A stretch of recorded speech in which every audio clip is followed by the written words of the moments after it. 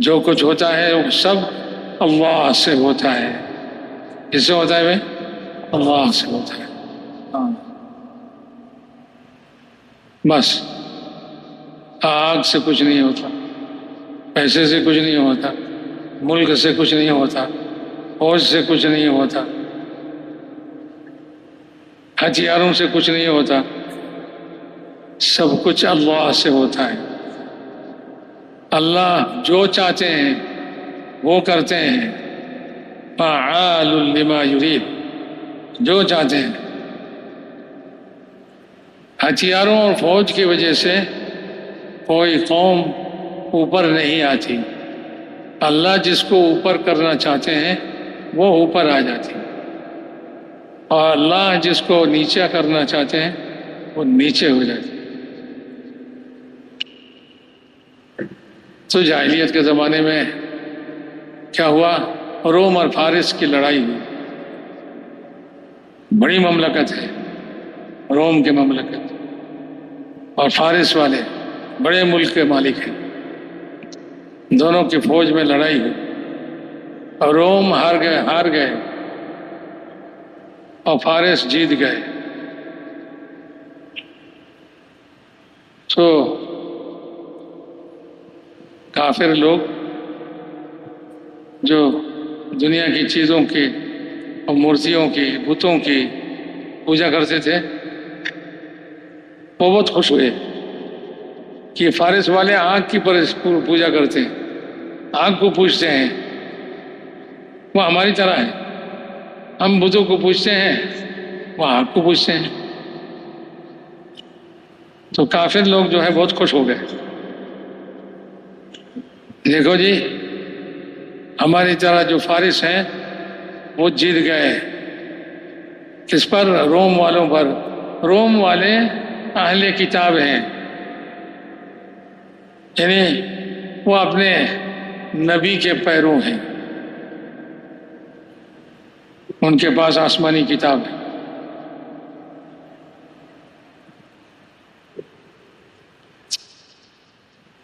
یہ مکے کے کفار جو ہے جو بتوں کو پوچھتے تھے وہ بہت خوش ہوئے.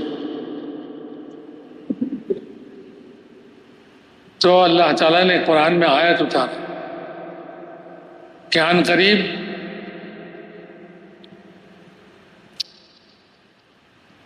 کچھ سالوں میں روم فارس پر غالب آ جائیں گے.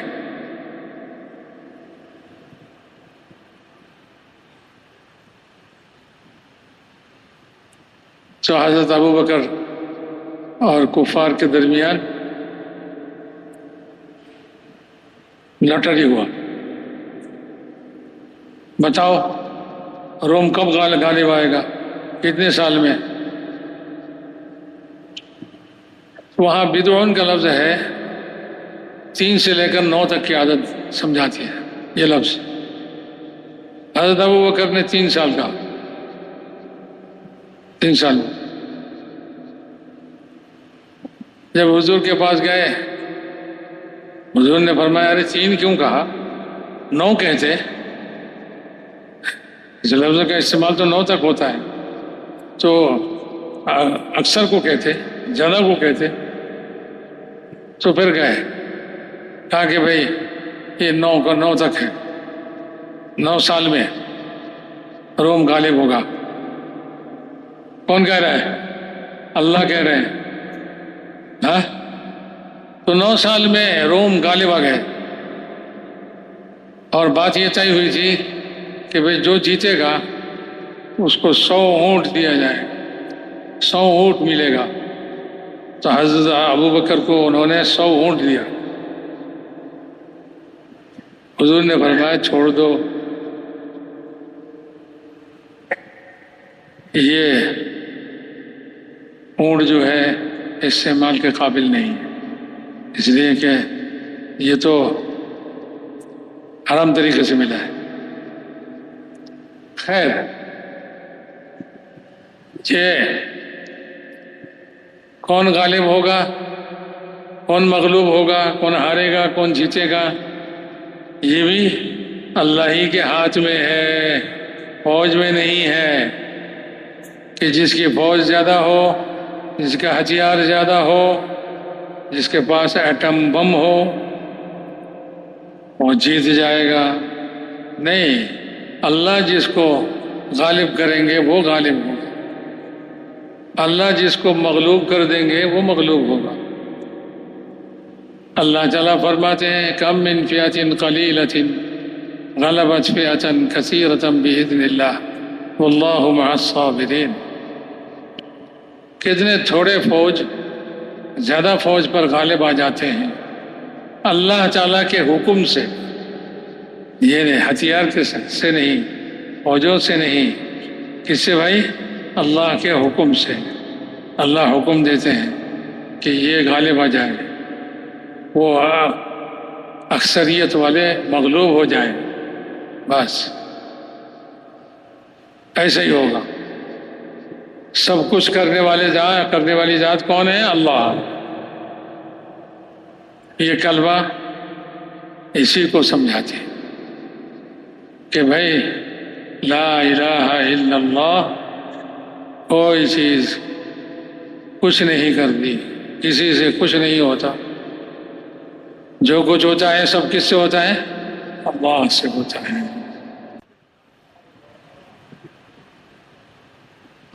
یہ کلمہ دل میں بٹھا لو، دل کا یقین بنا لو،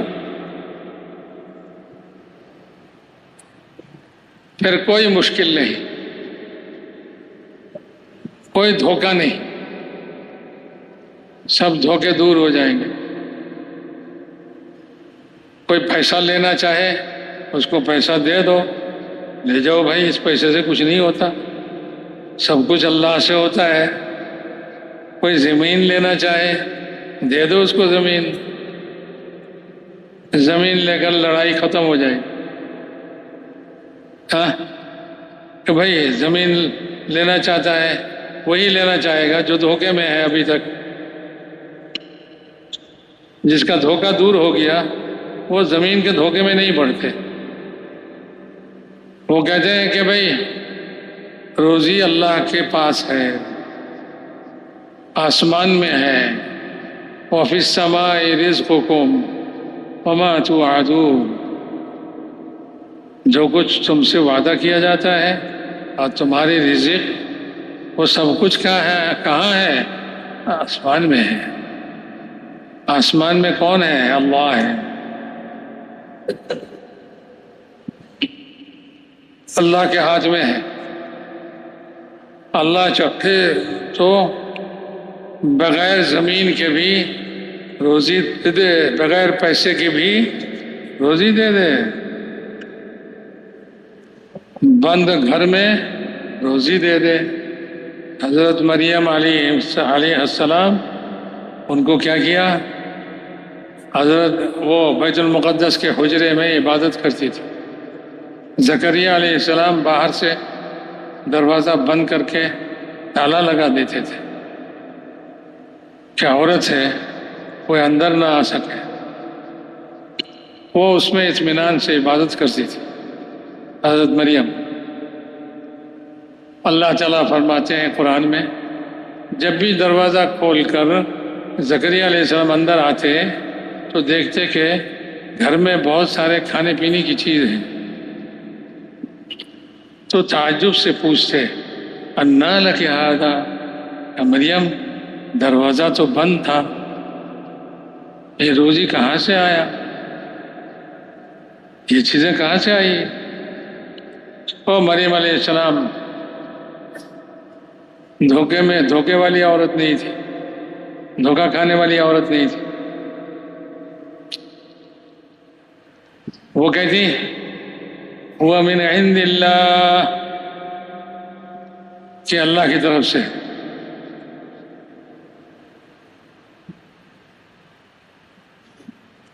ان اللہ یرزق من یشاء بغیر حساب، اللہ جس کو چاہے بے حساب روزی دے دے۔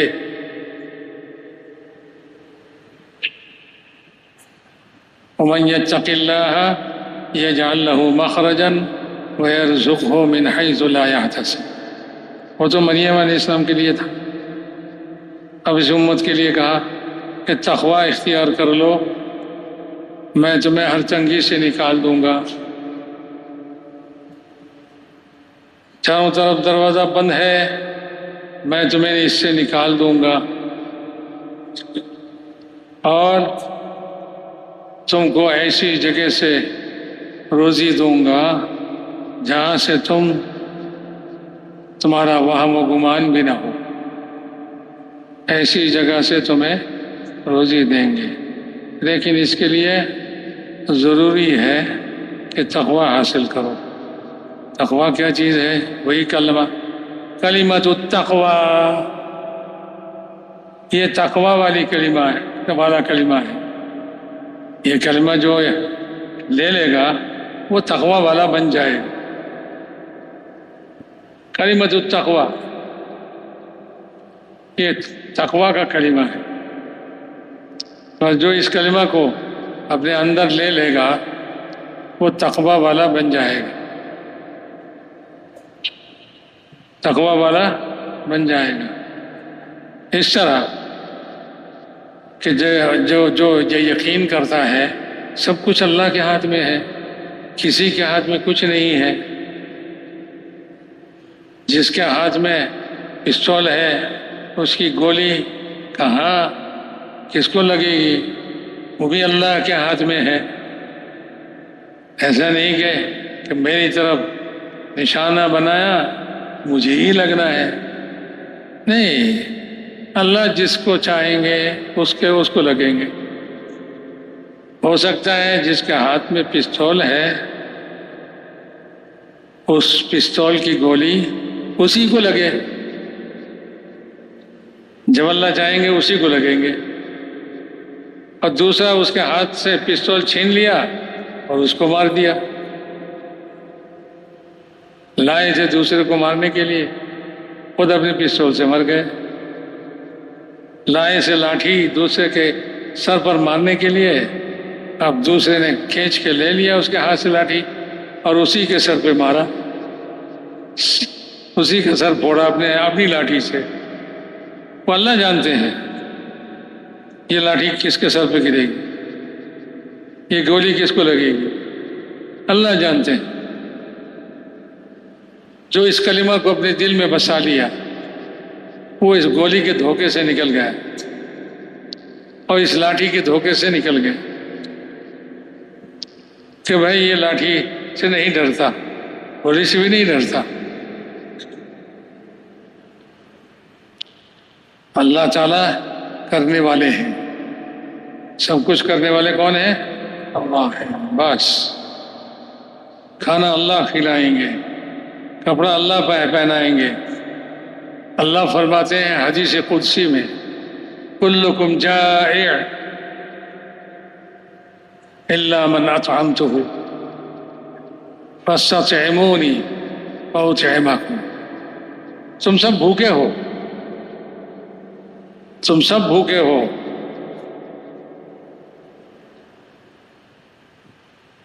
مگر یہ کہ جس کو میں کھلاؤں۔ اللہ جس کو کھلائے اس کے سوا سب، اس کے علاوہ سب بھوکے ہیں۔ ہاں، کھانا لے کر بیٹھا تھا، اپنا کھانا، اپنے برتن، بیٹھے، ابھی کھانے والا تھا، اتنے میں گھر کے باہر گولی چلی، آواز آئی، کیا ہوا بھائی؟ رک گئے کھانے سے۔ کہا یہ ڈکیت آ گئے، لوٹنے والا آ گیا اور گولی ماریں گے، جان سے مار دیں گے۔ تو کھانا چھوڑ کے بھاگ گیا، تیار کھانا چھوڑ کے بھاگ گیا۔ اب وہ لوگ اندر داخل ہوئے اور دیکھا کہ ارے یہ سب کھانا تیار ہے، خود انہوں نے کھا لیا۔ اپنے پاس کھانا ہے، نہیں کھا سکتے، اللہ اگر نہ کھلائے، اللہ اگر نہ کھلائے نہیں کھا سکتے، ایسا ہے۔ دوسرا کھا لے گا تمہارا کھانا، اور دانے پر کھانے والے کا نام لکھا ہوا ہے۔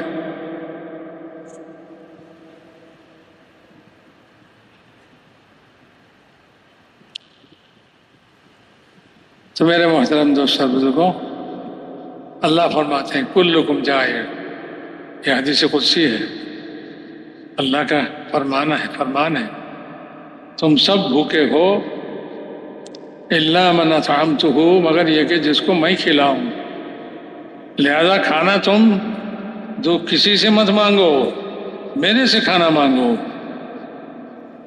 کس سے مانگو ہے؟ اللہ سے مانگو۔ اللہ فرماتے ہیں تم مجھ سے کھانا مانگو، میں تمہیں کھانا کھلاؤں گا، میں تمہیں کھانا کھلاؤں گا، اللہ کھلائیں گے۔ ہم جو کھاتے ہیں نا، اللہ کھلاتے ہیں، اس لیے طریقہ سکھایا کہ بھائی بسم اللہ پڑھ کر کھاؤ، کیونکہ اللہ کھلا رہے ہیں، اللہ کے نام سے کھاؤ، اور کھانے سے فارغ ہو کر کسی کی شکریہ ادا مت کرو، اللہ کی شکریہ ادا کرو، اللہ کی تعریف کرو۔ دعا پڑھتے ہیں نا، الحمدللہ الذی اطعمنی وسقانی وجعلنی من المسلمین۔ کسی کو سبب بنایا تو اس کو بھی دعا دے دو، اللہم اطعم من اطعمنی، اے اللہ جس کو آپ نے وسیلہ اور ذریعہ بنایا میرے کھانے کا، اس کو بھی آپ کھلائیے، اس کو بھی پلائیے۔ شرافت ہے، کسی کا کوئی احسان ہو اس کو دعا دے دے، ہاں، یہ شریف آدمیوں کا کام ہے۔ اور کمینہ لوگ کیا کرتے ہیں، کھا کے چلے جاتے ہیں، اور جاتے ہوئے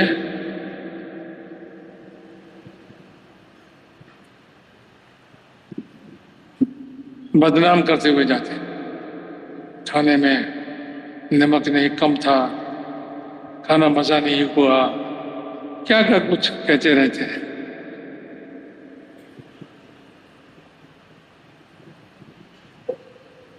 حدیث میں ہے کسی کے گھر مہمان آئے، گھر میں جو کچھ ہے چاہے وہ معمولی چیز ہو، اس کو پیش کرنے سے گھر والے شرمائیں تو ان گھر والوں پر لعنت ہے۔ اور کوئی بھی مہمان گھر والے اس کے سامنے جو کچھ بھی پیش کرے اس کو حقیر سمجھے تو اس مہمان پر بھی لعنت ہے۔ تو گھر والے کو بھی سکھایا، شرافت سکھائی، یہ کلمہ شرافت سکھاتا۔ جب کلمہ دل میں اتر جاتا ہے تو پھر